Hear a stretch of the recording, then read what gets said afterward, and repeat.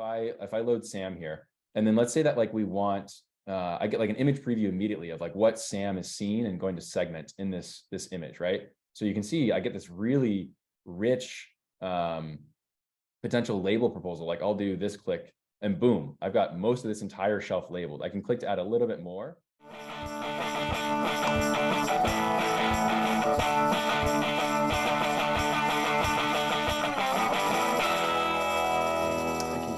Good morning, everyone, and welcome to another episode of OpenCV Weekly Webinar. It's episode 99, if you can believe it. I'm your co-host with the co-most, the second banana who is second to none. I'm also your plus one and only. It's Mr. Nelson, if you're nasty, but you can call me Phil, and I hope that you do. This is going to be a fun episode. Dr. Satya Malik is not here this week. He's in transit. We've got Anna Petrovicheva joining us today. We will get to her in just one moment.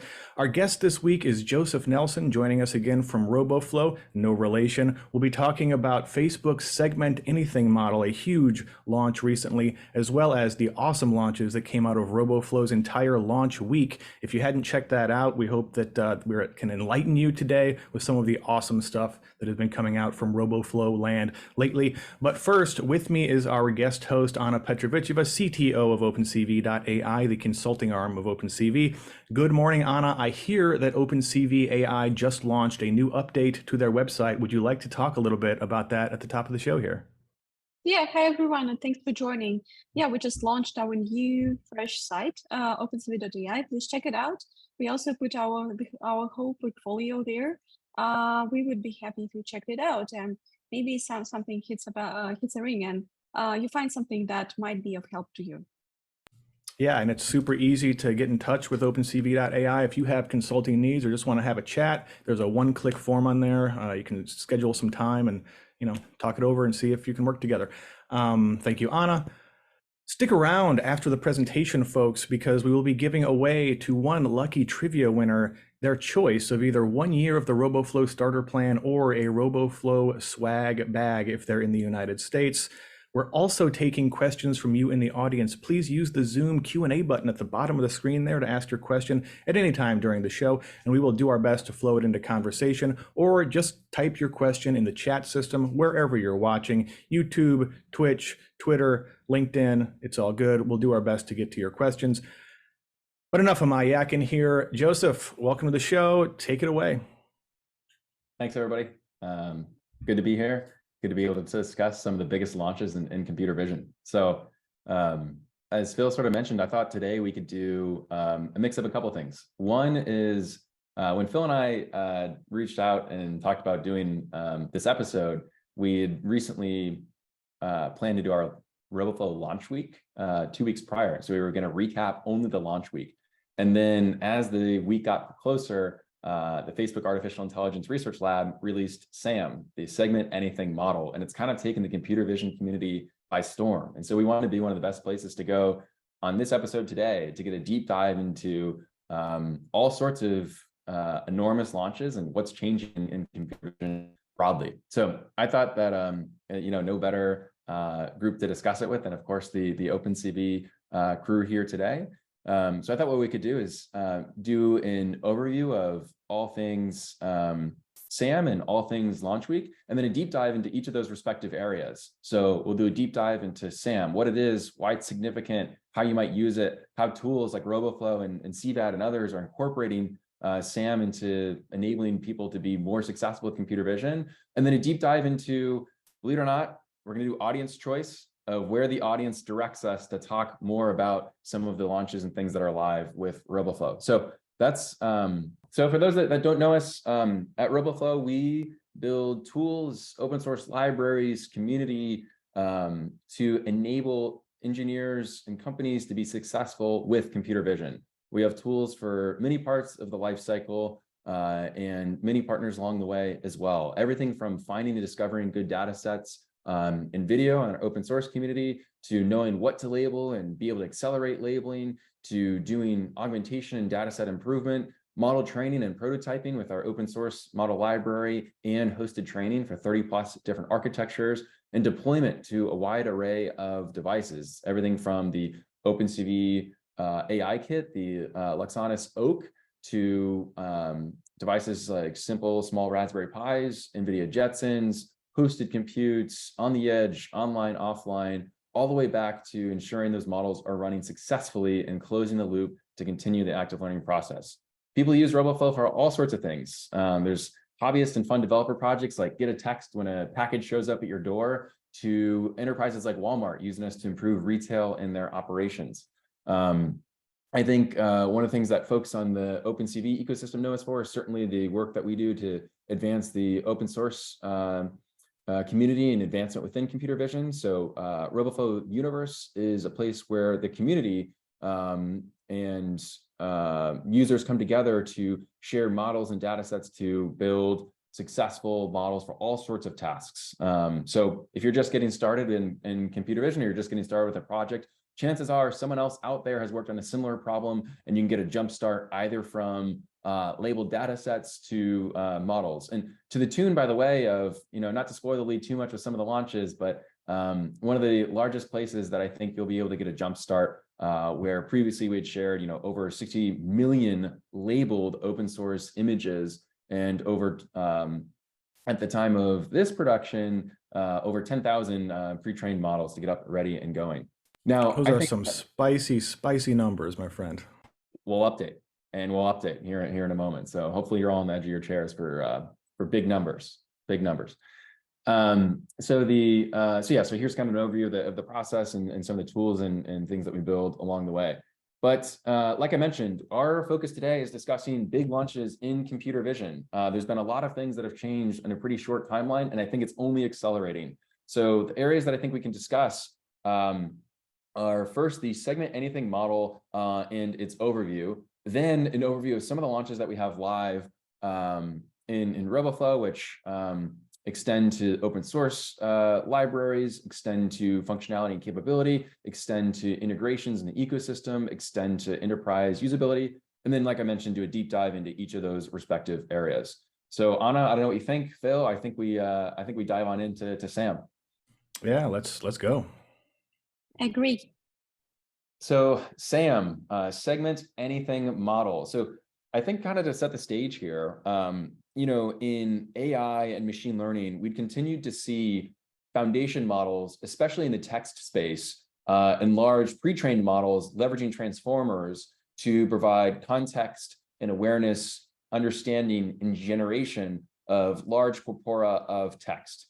And we've been anticipating similar trends to take place on the vision side, and actually even with multimodality coming soon with capabilities in GPT-4.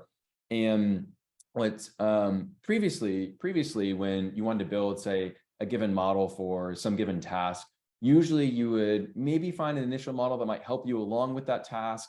You might find a model that's a good starting point, but increasingly we're going to get models that allow us to reshape and accelerate awareness of basically what computers are seeing. So zooming out, I mean, what Facebook's research team said is, what if we just trained the largest collection of data and masks on a data set to recognize any arbitrary mask? And what if we could provide zero-shot capabilities for segmenting all parts of a respective image, so that you can then use those pixels as structured data and structured information? And SAM was born. So the segment anything model came out last week. It already has a little over 26,000 GitHub stars in that first week, which I think is the fastest growing computer vision model in history. And what's really notable about it is you can use it in a variety of ways. And it's one of those foundational technologies that will be used in a wide array of disciplines. So basically, if you pass SAM an image, you can get back all of the masks for what SAM sees in that image. Like the picture here from the repository that Facebook released is an image of the trolley car. And you can see, of course, really nice segmentations around the rails, around the conductor, around the car itself, around the skyline, the buildings, individual windows, chairs, and persons in the background. And you can imagine all the rich semantic value we could create out of understanding these pixels individually. And I think the way you can interact with SAM in a variety of ways that we'll talk about. But there's no way around it. This is a huge deal for advancing zero-shot capabilities with computer vision, with advancing, improving existing computer vision preparation tasks, and with making it much, much, much faster to get going with any computer vision project, if already an existing model to use and jump from for solving some given problem. Yeah, and one of the things here too, that's for folks that are maybe not super familiar or haven't worked with segmentation before. Essentially, before this, you would have had to train a model to detect each one of these things individually, more or less, in this image. And the fact that it can kind of do all of them is just bananas. It's a huge step immediately. So. Yeah, and I think that there are limitations, and we'll talk about some of those. But it is a stepwise improvement in going from I have an image to I want to understand the things and areas in this image. And as Phil mentioned, instant segmentation is especially valuable because you can get pixel-wise segments that are fairly precise of understanding what's going on in an image. I guess I'm curious, Anna, like it felt like something like this was probably inevitable, but I don't know if you thought this was a novel way to structure the task, or what you were expecting, or how you've begun to think about and reason about the release of SAM.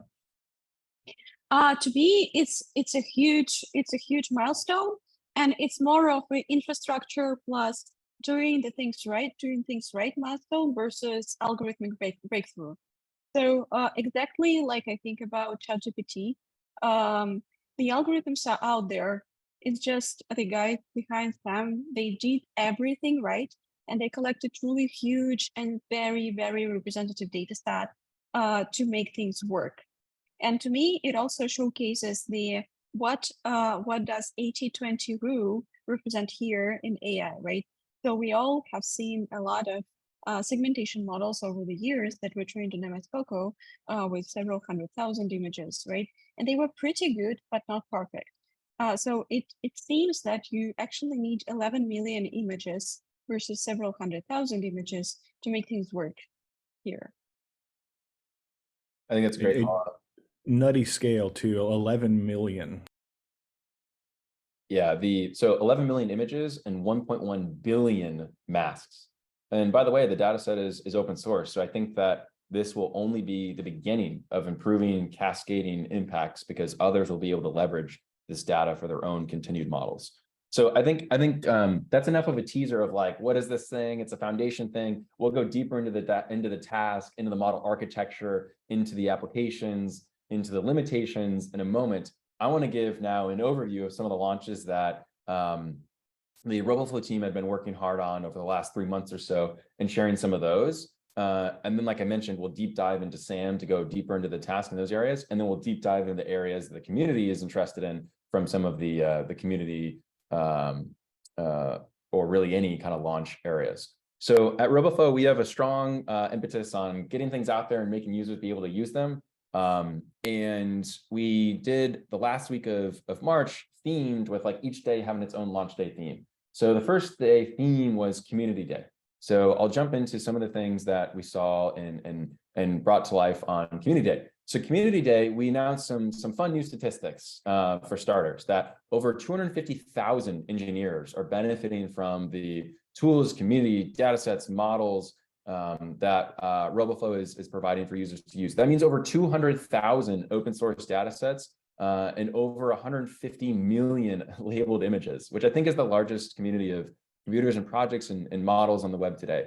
Some other things that we shared that I'm pretty excited about is, previously we've talked on OpenCV about the importance of benchmarking model performance, especially as the COCO benchmark becomes increasingly saturated and people use computer vision for tasks that are not represented in COCO's 80 classes. So for example, if you want to do like aerial imagery analysis or maybe underwater or biology, these are images that are, of course, important tasks to break down. But if you're benchmarking on COCO, you might not know how well your model is going to generalize to those tasks. And from the open source data sets that we've seen on Universe, we created and aggregated the RF100 benchmark. we're excited to share that RF100 benchmark is going to be a part of a workshop at CVPR, the Computer Vision and Pattern Recognition Conference in Vancouver, which for those that are in the space know is one of the foremost conferences along with ICML and NeurIPS for publishing and being aware of and driving research. So if you're going to be at CVPR, we'd love to see you there. Participate in the workshop. We're doing it in tandem with Microsoft's AI team, Google's AI team, some of the Facebook team, and many incredibly talented ML engineering teams. We also shared that's awesome. To briefly interject, OpenCV.ai will also be there. Possibly Gary and Satya will be there. I don't know, but OpenCV will be at CVPR this year. See you there. Yeah, it'll be fun.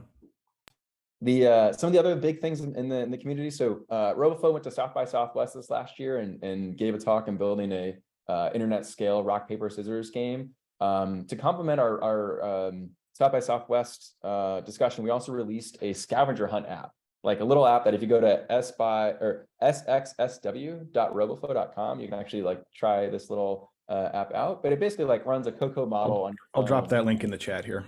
Awesome. It runs a little Cocoa model on your phone to like find various objects. I think the more exciting thing here is all the code is open source. So if you want to go build your own computer vision scavenger hunt, you can. Like all you need to do is swap out the model and you can make your own thing for like your friends or community or school or company to like go find blank thing in the break room, or maybe go find these sorts of things. We launched new community features on Roboflow Universe that make it easier to like star projects. So for example, you can star a model and then find that model in other places, including other places that outside of Roboflow that you might want to use for labeling or ingestion or understanding, or inside Roboflow for transfer learning or things like this. We also introduced the initial version of a new open source library called Supervision. Imagine like a raccoon wearing a cape. And Supervision basically is like all those computer vision utilities that you often need. Once you have bounding boxes, you may want to do something like, I want to track those bounding boxes going across my screen. Or maybe I want a utility for getting the speed of something. Or maybe I want the utility for how often does a bounding box go within a given zone? Because I want to count maybe the number of people entering my store at various times a day, or the number of cars that are going in or out of a given area. Supervision basically says a lot of those tasks are built on the same primitives. What if we provide a library that makes it easy to just call those tasks via methods? So bounding box visualization and all these sorts of things. We welcome PRs to Supervision just as much as people taking advantage of using it. And I'll drop the link to the Supervision repository in the chat. At a minimum, it's a nice, easy thing to give a star and come back to later and check out all the sorts of capabilities and tutorials that are launching live there. So that's the initial kind of batch on day one of releases. Hopefully you're kind of like jotting down, this one was interesting, this one wasn't. I want to go deeper here. I don't want to go deeper here because I'm jumping to the next day. That was one day. On Tuesday, we had Enterprise Day, and we launched a number. I guess I could have mentioned on the community day, but we also launched a starter plan, an easier way to get up and going with Roboflow. And as Phil mentioned, the person that wins the trivia today gets 1 year of the Roboflow starter plan. And the starter plan includes larger limits for hosting data sets, larger limits for taking advantage of scaled GPUs, increasingly access to a hosted SAM model, which we'll talk more about, and things like this. Day two was Enterprise Day. So Roboflow is increasingly used across the enterprise. In fact, over half the Fortune 100 have Roboflow accounts. And so we're basically increasingly doing our work to support the enterprise in being successful. So that means things like we now have SOC 2 Type 1 compliance, which compliance engineering is no small joke. I'm sure folks that have been a part of teams know the level of effort that it takes to make that be possible. Another thing is Amazon Web Services recognized Roboflow as a machine learning competency partner, kind of a select group of companies and organizations that they can rely on for delivering machine learning services. We announced the ability to run more of Roboflow self-hosted. And in fact, in Roboflow fashion, a complementary open source project so others can do the same. So for example, if you want to migrate your Firebase project to Superbase, we created a shim called SuperShim that you can use to do similar. The last thing here was advanced annotation features for larger teams, for the ability to have increased QA and review, for understanding of annotation productivity, and all these sorts of things for things that we've been hearing from customers and people that want the ability to do. So basically, while the first day is like, Roboflow is here to basically make sure computer vision can be a ubiquitous capability, day 2 is, and we're open and ready for business to make it easier for your company to be successful.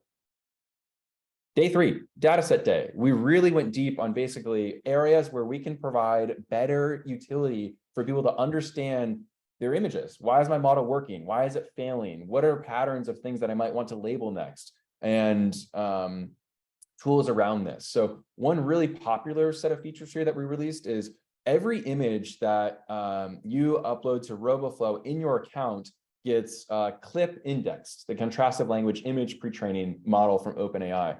That allows you to do rich semantic search on those images. Those clip vectors are now exposed via API. Why does that matter? Because you can do deep embedding analyses. So you can say and see and look, what cluster of images are most similar to another cluster of images. And here I'm going to minimize my screen and go into that specific launch, because I want to troll Phil with the way that we launched this blog post. So I was talking about the vector analysis. So for example, if you wanted to take the Never Gonna, a very good song from Rick Astley, and you wanted to break down all the frames in a given song and see like how similar or different it is, that is in fact what we did here. So you can see all of Rick Astley's different and greatest hits and the different scenes from his various videos.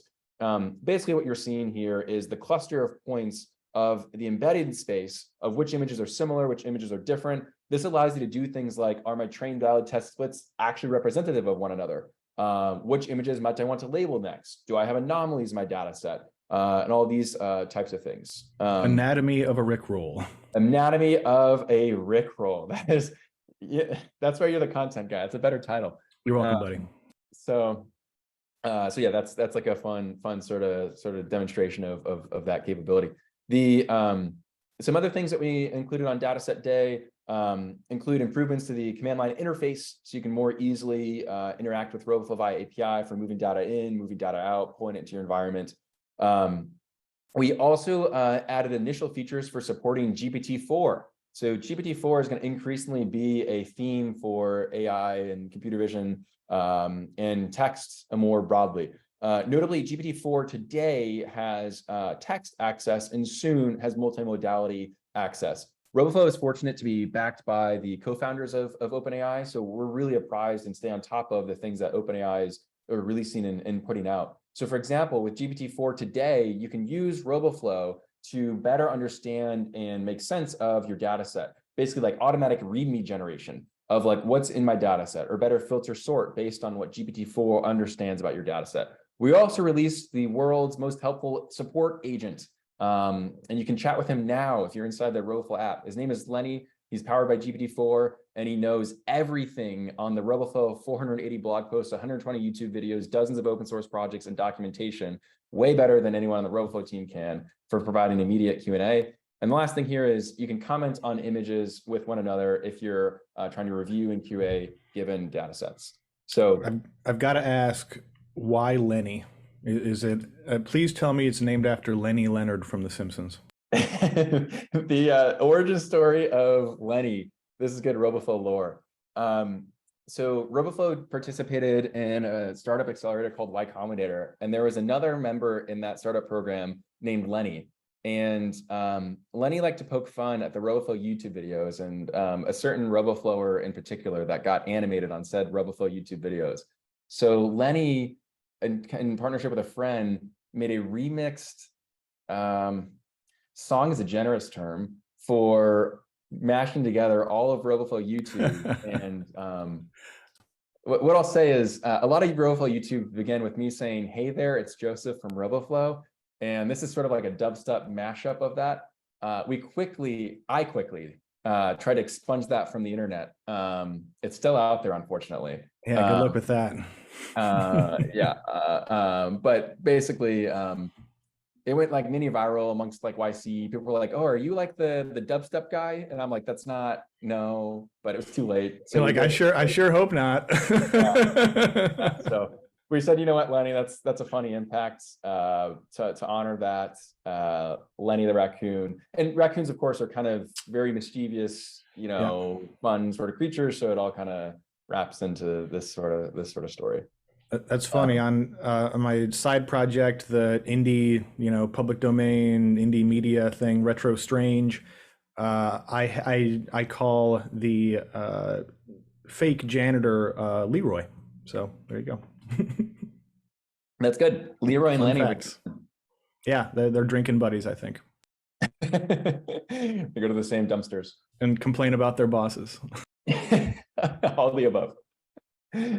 All right, day 4 was deployment day. So as mentioned, over 50,000 models have been trained and ready with Roboflow. So on deployment day, we enabled people to basically upload many different model types. So if you've trained like a YOLO V7 model, YOLO V5 model, YOLO V8 model, and you have instant segmentation task and object detection task, you can upload these and then you can immediately benchmark it on your data set. So once it's uploaded, you can version it and see, oh, I trained this in a Colab notebook. I don't want to lose those weights. I want to refer to them later and immediately have them available.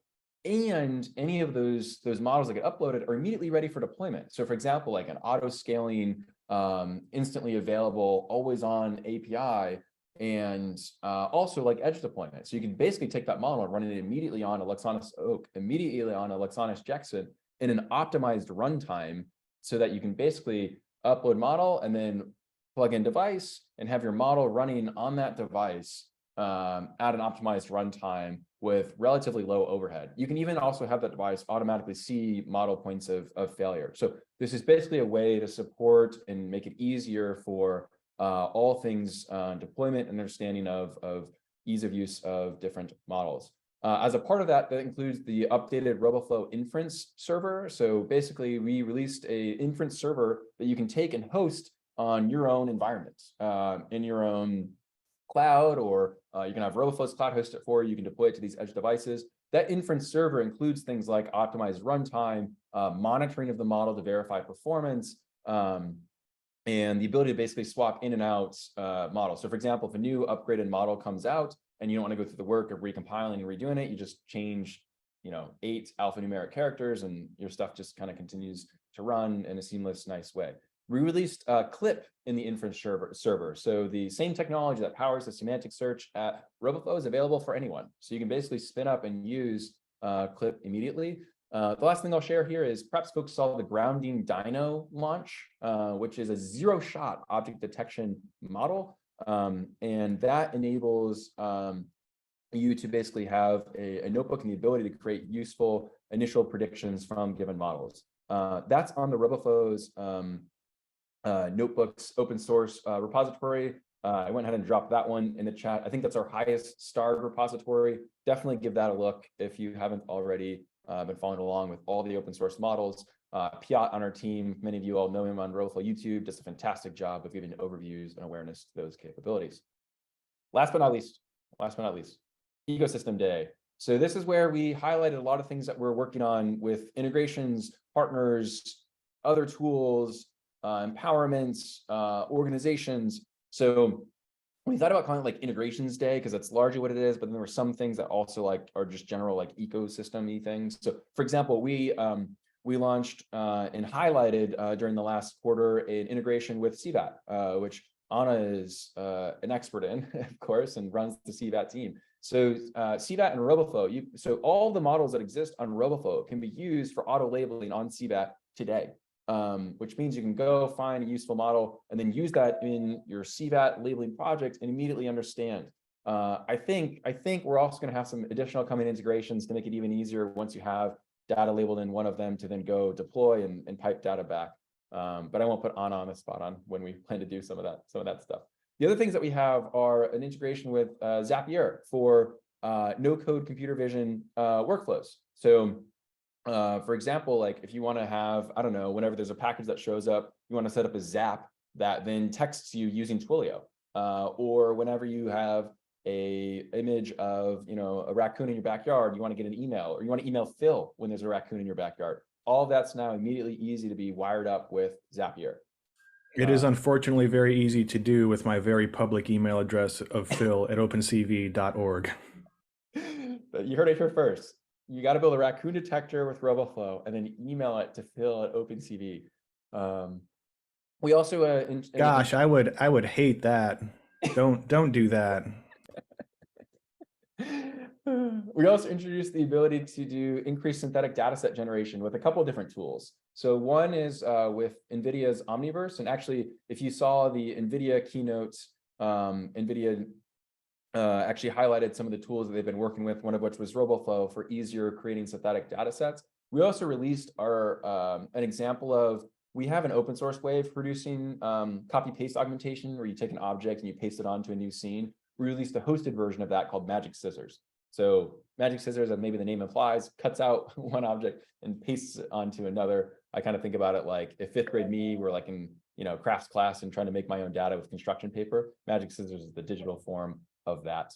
And additional integrations with other labeling tools like Make Sense as well. And lastly, we launched verified organizations on Roboflow Universe. So folks like Intel have verified organizations, for basically meaning that you can find things that Intel is sponsoring or models that they find interesting or particularly useful. And speaking of, we actually need to get OpenCV's verified space, the workspace and projects live across Universe. Before we move on here, you mentioned scissors, so I have to remind the folks out there that everybody loves the acclaimed. Are you always a scissors on rock, paper, scissors?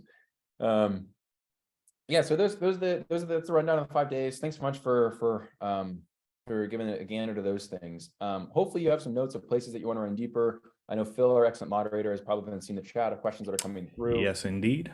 Before going deeper into these, I think it'd be awesome to go deeper into SAM. So that's where I think we go next. Anna, what do you think?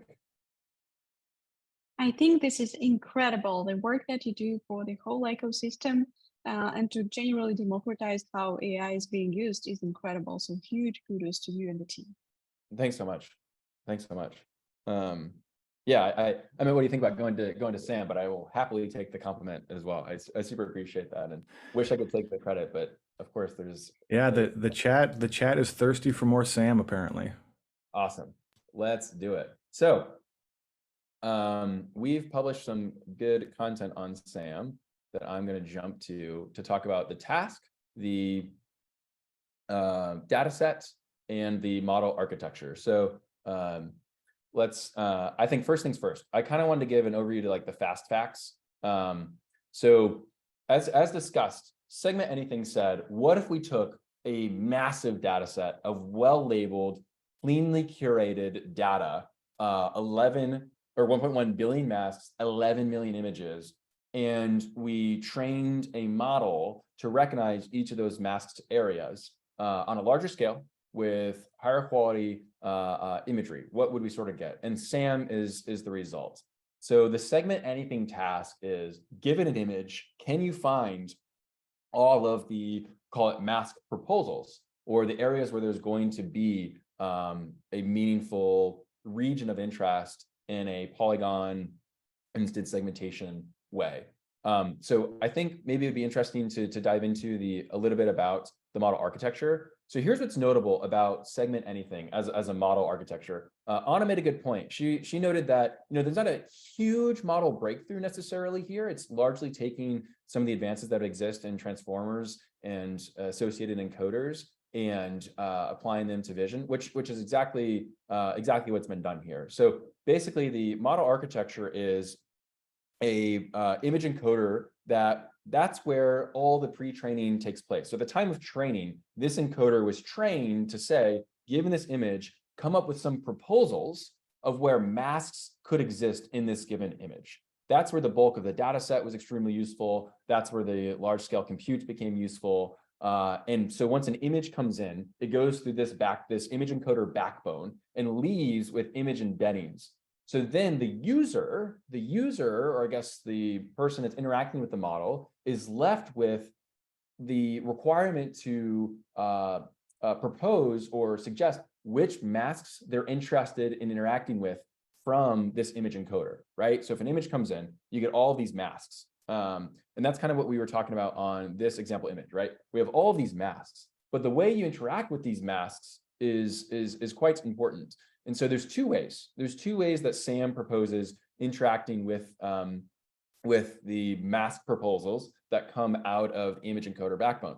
There's the ability to do it with actual just prompts, where you can, initially the paper actually discussed trying to get the text prompting fully working, or you can propose even regions of interest. So you can say this area, this mask decoder is where I'm interested in getting a bit more details and understanding from what's going on. So to give an example of that, let me highlight to you, we have a Colab notebook on how to use SAM, and I'll put this in the chat for sure. So in this Colab, you basically have the ability to load Facebook's segment anything model. You load up the supervision library for doing initial proposals of a mask. And then here we have the source image where Piat and his dog, and you have the segmented image of what's proposed. Notably, if we look under the hood here, you actually get all of these proposals. You get all of these proposal masks. And that's what we're seeing at this portion of the decoder, is all these suggested potential masks for this given image. So notably, for example, you see you kind of have different examples of the dog, and those get deduped, but you can actually query and interact with SAM to get those regions of interest. Now, this architecture means that there's kind of like two notable things as it comes to using SAM. The image encoder portion of the model is very compute intensive. You'll benefit most from having a GPU to conduct the image encoding in a compute efficient way. Once the image encoding has taken place, you can do the decoding from prompt or from mask selection in a relatively compute efficient way. So to make the most use of SAM, it is, even at inference, it's going to benefit a lot from having a GPU, or at least a high power compute. I haven't yet seen folks getting it running super performantly on an M1 yet, but I'm sure that folks have done that, and more of that will become soon. But I don't know like what performance roughly to expect. But it is a somewhat heavy model, which also kind of limits all the places that you can run it for now, in terms of like edge or other considerations. So that's a bit on the model architecture. Anna, I'd love your take on what you're seeing and what you're thinking about from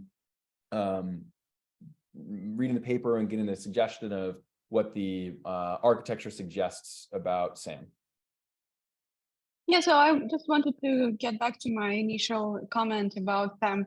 So even though there are some specific, very unique parts about SAM, SAM's architecture and algorithms, I do believe that it's mostly an infrastructure and data achievement than algorithmic one, right? And all these, parts that we see there, they are pretty much, standard for the industry, state of the art. It's a very, very well thought out and executed thing to do, to kind of combine all the pieces together and just make it great. Yeah, I think that's a really good call out, is that like just doing almost like the right thing with like data prep and structuring of the task, just as important as getting things right. Now, one thing that I'll call out as a limitation of SAM. So one that we noted was, it's a relatively compute intensive model, even at inference time. And it's a relatively large model too. There's 3 sizes that were released, and the smallest one was 375 megabytes.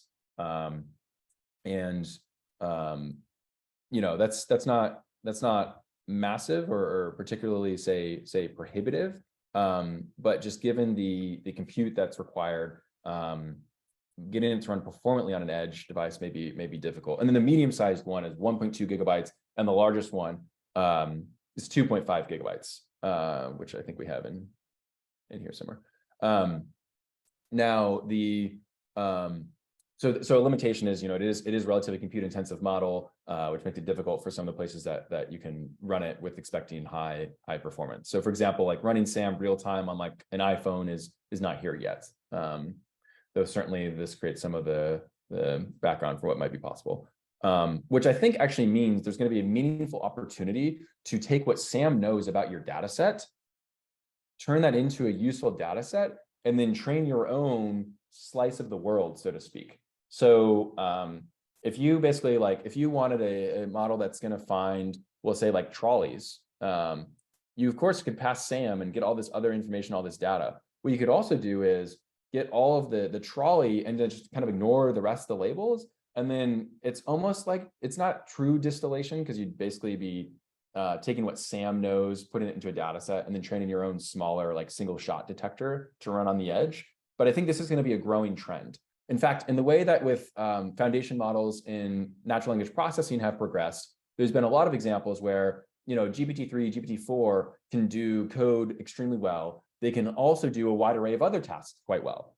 If you're building like a code completion tool, you might want to quote unquote distill down, or at least take what these large models know and create your own model that you own, that's your IP on your data that you can run where you want to run it, and compress that information down into your own ability. And that's actually some of the things that tools that we're working on, and I think trends will continue to happen, is basically use SAM to extract what it knows about a given area, region, and then turn that into a data set you can use in a wide array of other sorts of tasks and abilities. Another trend that I actually expect is, I think people are going to take the data set and train very small models on it, right? Yes. And it's going to be a whole new kind of state of the art in semantic segmentation, because the data is like super valuable, and Meta basically donated it to open source. Exactly. So Sam knows a lot about a lot. You might need to know a lot about a little. So you could basically take the data sets, or even what Sam knows about your data set, and train your own smaller specific instance segmentation, or even object detection model. I think something that surprises a lot of folks that I hear commonly is you can use instance segmentation labels to train an object detection model. And you might want to do that if you want, say, the performance of object detection, or you're maybe a bit more compute constrained, or something like this. So that brings us to the data set. So the data set was curated in 3 steps. I think this is a really cool part of the paper. One was they did assisted manual, where annotators worked alongside SAM. The second was semi-automatic, where the annotators worked to say what, basically correcting SAM. And then the third was full auto, basically using SAM to create more training data for SAM.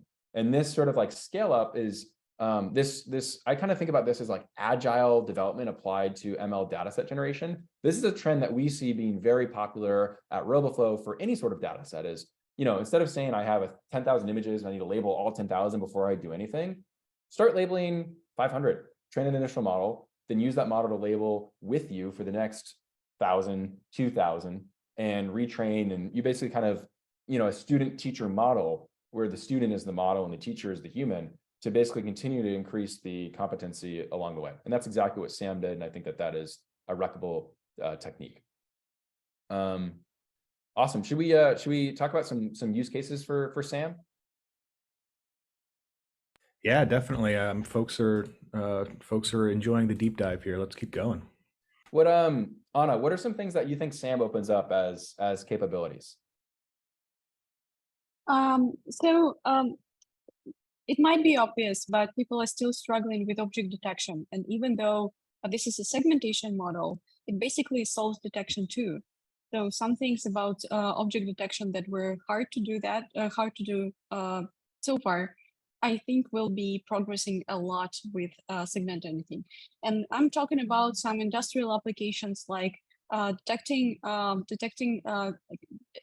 understanding what is your warehouse like, understanding its geometry, where people are, do they wear helmets or not, stuff like that. So fully understanding the semantic of things and being able to later track them. Another thing that I'm super interested in is being able to understand the rich semantics that segment anything understands, right? Like very diverse types of objects, that actually opens up new opportunities in retail, I think, where it's pretty hard to understand everything that is going on for example, product shelf, right? So I think retail will also be enjoying segment anything a lot in the upcoming months.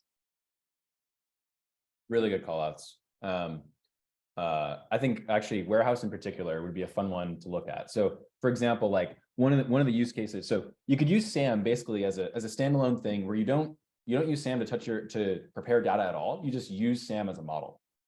And so if, like, for example, like you could build a background removal app with SAM very quickly.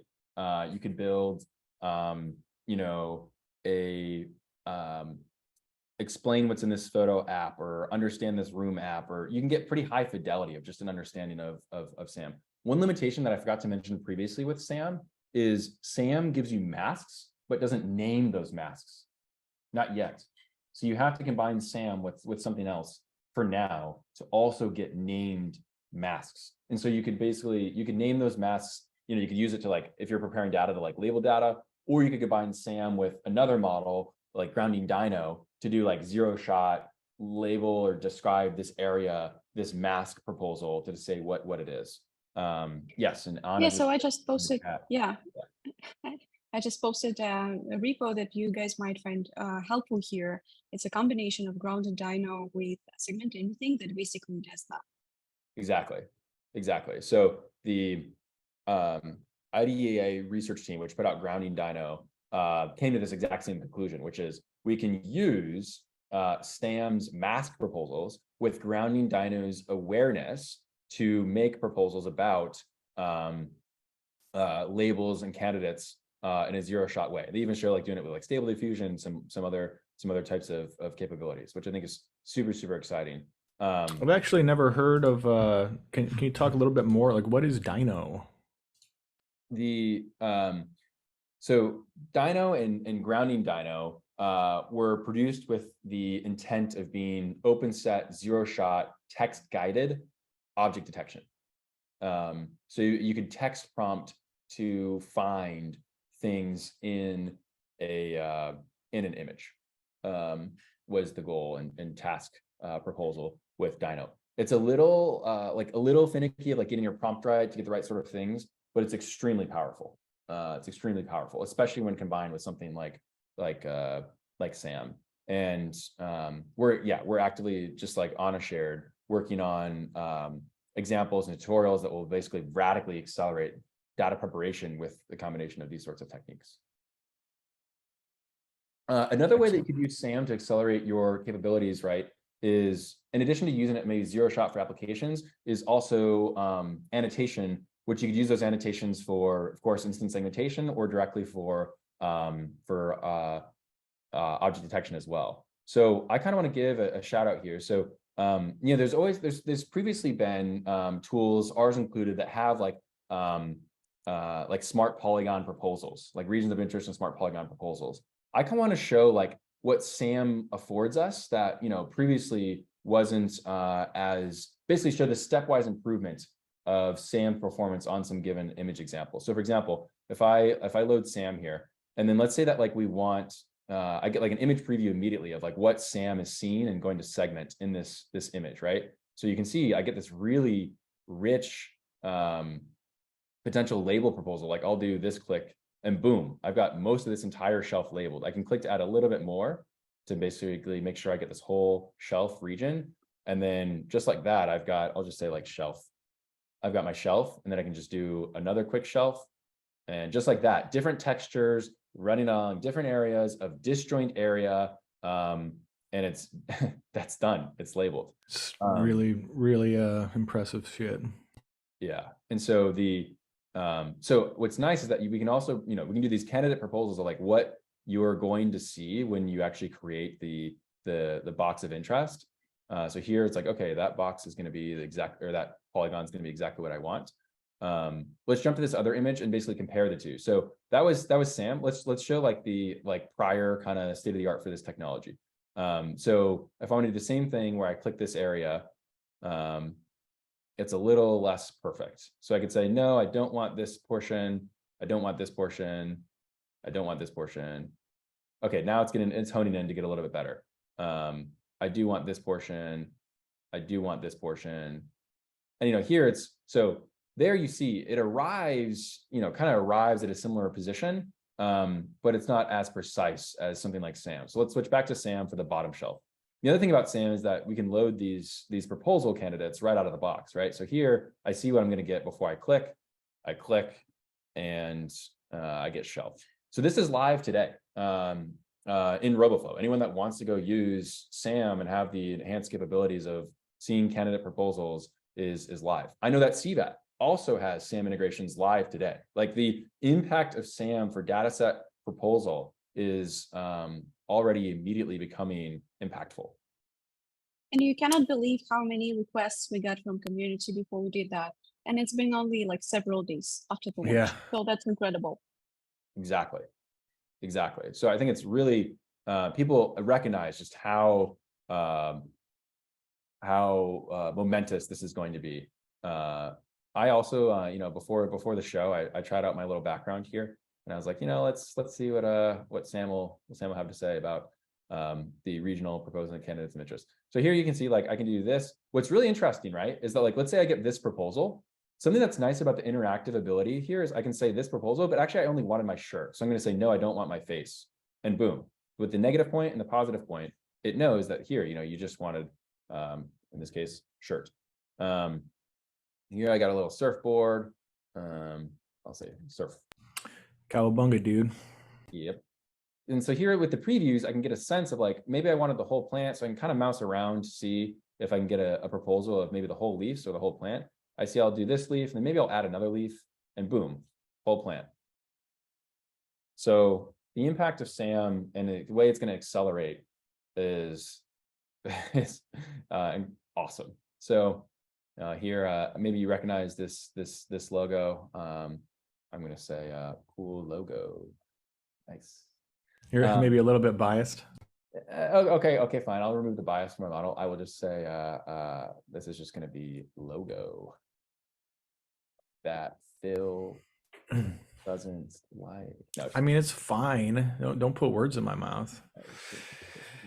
Now is the time for our weekly trivia giveaway. This week, Roboflow has been kind enough to offer up, should we do 2 trivia questions today? One for swag in the US only, and one for Roboflow starter pack global. Okay, we'll do the swag pack first.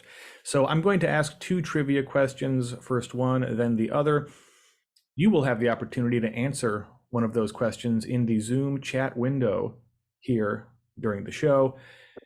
If you have won in the last few months, please do not answer and give someone else a chance to win. The first person that answers correctly will win the Roboflow swag pack for this question. Please don't answer if you're not based in the US, because we got to ship stuff and it's kind of a pain to get stuff to some of the far-flung locales that our global audience lives in. But the question after this one will be for the global audience with 1 year of the Roboflow starter set, or whatever it's called, starter plan.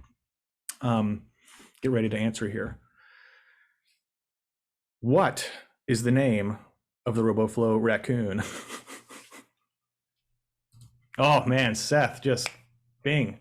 Congratulations, Seth Johnson, our winner for this week's trivia. Just got it right out of the box. The answer, of course, is Lenny. Lenny was the answer we were looking for there. Seth, please send one email to phil@opencv.org, and I will make sure that you get your Roboflow swag pack. Second trivia question today is for 1 year free of the Roboflow starter plan, a huge value. Thanks, Joseph, for putting that up today. Get ready to answer. And again, if you have won recently in the last 2 months, please don't answer. Give someone else a chance to win. The Segment Anything dataset has how many million images in it? Oh, so many answers. Man, folks were ready for it. Cal Marshall, or Cal Marshall, I don't know how you pronounce it, was the first one to say 11. The answer is 11 million. Please also send one email to phil@opencv.org, and we will make sure that you get your Roboflow starter plan for 1 year for free, thanks to our generous guest, Joseph Nelson. We've got a couple of interesting questions here. An anonymous attendee was asking about, how does SAM deal with occlusion? Like, say if you're doing even just a single image, the entirety of something may not be visible, but most of it may be visible. How does it deal with that? Like, and maybe for successive frames of video, for example, like how would it deal with tracking stuff like that? SAM has the concept of occlusion. So here's a likable example. So I'll turn on SAM. So for example, like, this dog here is occluded by this balloon. There's many balloons that are occluded from one another. You can see Sam makes candidate proposals of just the portion of the object that is not occluded. So here I can, just do like that sort of balloon. And you get a sense of like what Sam sees, what it proposes for what you can do. Now, I mean, we could try something like maybe like we want like all these balloons to be like a single thing, so we can just like add a bunch of the balloons together. Maybe if that's what you were after. But Sam by itself generally has the awareness of like start and stop boundaries of things. So I guess the way that deals with occlusion is hopefully as close to how a human would think about occlusion. So maybe another one here is like this apron is kind of interesting, or it's partially occluded by his arm. And here you see that the candidate proposal is just the apron area. So it doesn't, for example, include the area here. It just looks at the area where it thinks it sees the apron. So that's how Sam thinks about occlusion. All right, great answer. Yeah, it's wild how, I mean, this is a really big step for so many things. So Swati asks, how is this different from SegFormer?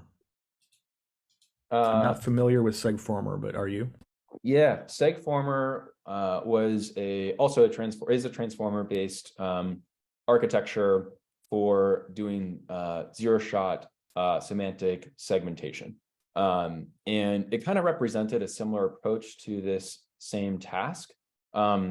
As the name implies, it does semantic segmentation, so it tries to assign every single pixel, I believe, to a candidate class, whereas the model in SAM is instant segmentation affiliated, which means that it doesn't need to assign every single pixel to a class.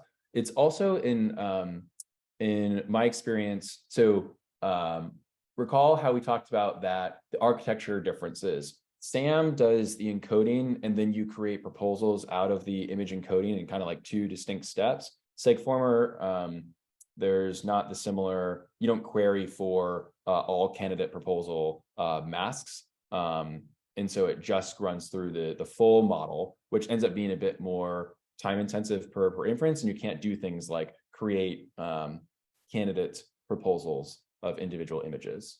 I believe we have SegFormer in, yes, instant segment. Oh, so actually it does have instant segmentation, not just semantic seg. But yeah, so SegFormer I think also is slightly weaker, just given the scale of data sets and capabilities. Is it, somebody else asked, is SegFormer maybe more performant on edge than, say, for example, segment anything, maybe?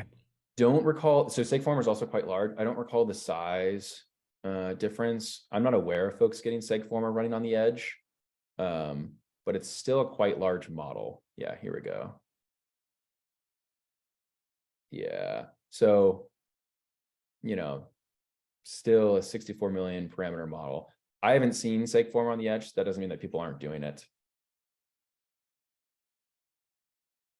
But yeah, you get the masks, candidate masks out as semantic segmentations as well. Nice. Yeah. So this one's for me. What's the weirdest thing you've seen people doing with segment anything so far, just in the few days that it's been out? Anna, you first. Have you seen any kind of interesting, like, oh, I didn't think of that lately? Probably no. So all the things that I see how people use segment anything are kind of interesting to me, not weird. I haven't seen anything weird so far. No oddities yet. Not yet. So I've seen a lot of people use it for anime or manga. And I don't think it's like super great for it. I think there are better things to use with anime. But anyways. Yeah, well, like with manga, I mean, it's just black and white, right? Like you don't really need a lot of very cartoonish, right? Yeah. Joseph?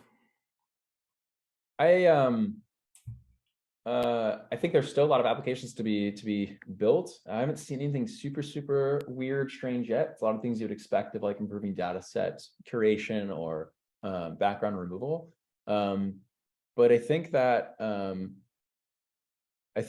the things I'm pretty excited about are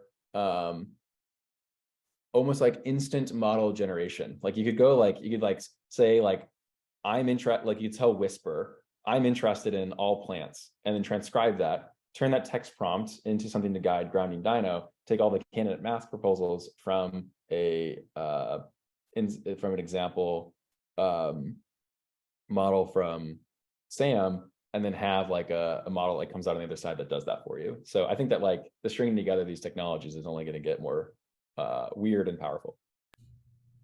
Yeah, I think there's a lot of you're going to see a lot of really cool stuff of people daisy chaining these things together. Like I think, when you individually, they're really interesting pieces of technology, but when you're able to really easily just duct tape them together within, a trivial amount of time, it unlocks a whole bunch of other things. And so, yes, it's really exciting. I'm thinking like, man, why have I not already built a video game cartridge detector that then, looks up the label and see how much it costs on eBay and all that kind of stuff.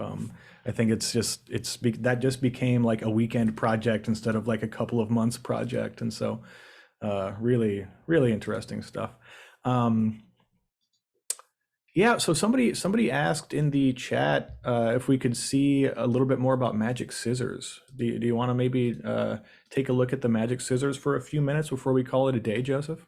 Yeah, let me just give you a quick overview of what that does. So Magic Scissors is basically this idea that we could zero shot produce example useful synthetic data. So I'll show you the like open source code version, data sets, Roboflow, and then I'll talk you through what Magic Scissors does. So basically, so if you had some images labeled, but you want much more images, maybe of an underrepresented class, like let's say you're building a fruit detector and you have a lot of apples and oranges, but not bananas. If you have masks of a given if that was the case, you may have some scaling issues. No bananas, no scale. That's right. So if you have like masks for given objects, which now with SAM are super easy to produce candidate proposals, the idea is that you could take those nice masks and paste them onto a new background. So for example, like Google's open image dataset could be like the background of interest. And so in this example, like we pasted fruit on top of open images, which produces some funny looking stuff. But of course your backgrounds could be anything. And so this guide walks through the open source way of doing that. What Magic Scissors is an app that does this in a hosted way. So magicscissors.app, all you do is you say, here's the data set of masks that I'm interested in, here's the data set of backgrounds, click go, and then it pastes them all on top of each other and gives you a fresh new data set that you can use in interesting, useful ways. Very cool. Very cool. Yeah, we're about six after the hour. I think we can probably call it a day. I mean, we had some more slides probably, but I feel like we covered a lot. What do you think, Joseph? I think we're in a great spot. Yeah, I mean, there's a discussion live on Hacker News about SAM and Roboflow now. If you want to continue the conversation, I guess it's under newest. I'll just throw that in the chat. Sweet. I'm Joseph of Iowa everywhere, Twitter, whatever, and Roboflow is probably the better way to find me. Yeah. Any final thoughts for today, Anna? I just wanted to generally comment on how fast, things are evolving, and things, just like you said, right? Things that would take several months to do with, an uncertain outcome, right now just are projects to execute, right? And, I expect a lot of products to be created out of SAM, ChatGPT, and other models that we have just discovered recently, right? A lot of things that will make our life easier and more fun. Yeah, I totally agree. I think, there's also the flip side of that, though, is that like with all, no technological innovation comes without a price. And I think what Segment Anything just did was turned a lot of startups into features. And I think, a lot of people that maybe just got funded or are trying to get funded just had their funding explode because what they're doing is no longer novel or all that useful because of segment anything. But that's the trade-off, you know. That's the game you play. Joseph, any final thoughts for us today? I'm excited as ever. I think Anna nailed it, that like the rate of acceleration is going to only continue to increase. It's going to make it easier to make the world read-write access, as we say at Roboflow, make things programmable. While SAM is live today for improving labeling stuff, we'll also have hosted SAM available very soon if you just want an API to call and on the deploy side and build apps on top of it, zero shot. So looking forward to empowering all the amazing creative ideas that people always seem to have, and nothing but gratitude for folks contributing back to the community with their amazing projects. Yeah, really big ups again to the Roboflow team and the Roboflow community. It's really amazing to see the not just the growth, but also the diversity of stuff that is on like Roboflow Universe, etc. It's really impressive to see. Always love having you on the show. Thanks so much, everybody, for joining us today. This was a fun episode. I hope it was fun for you as well. I hope you learned something, and I hope you will join us again next Thursday, same bat time, same bat channel, where our guest will be talking about the OpenCV Model Zoo. We hope you will join us then. I will see you there. Take care of yourselves out there, everybody, and take care of somebody else if you can, and have a great day wherever you may be. Thanks so much for watching this episode of the webinar. Please hit that like button, subscribe, and don't forget to tap the little bell icon to be notified when new episodes drop. This week's episode was brought to you by OpenCV Courses. Learn computer vision and AI from the best at opencv.org/courses. If you'd like to be in the audience next week, subscribe to the OpenCV newsletter.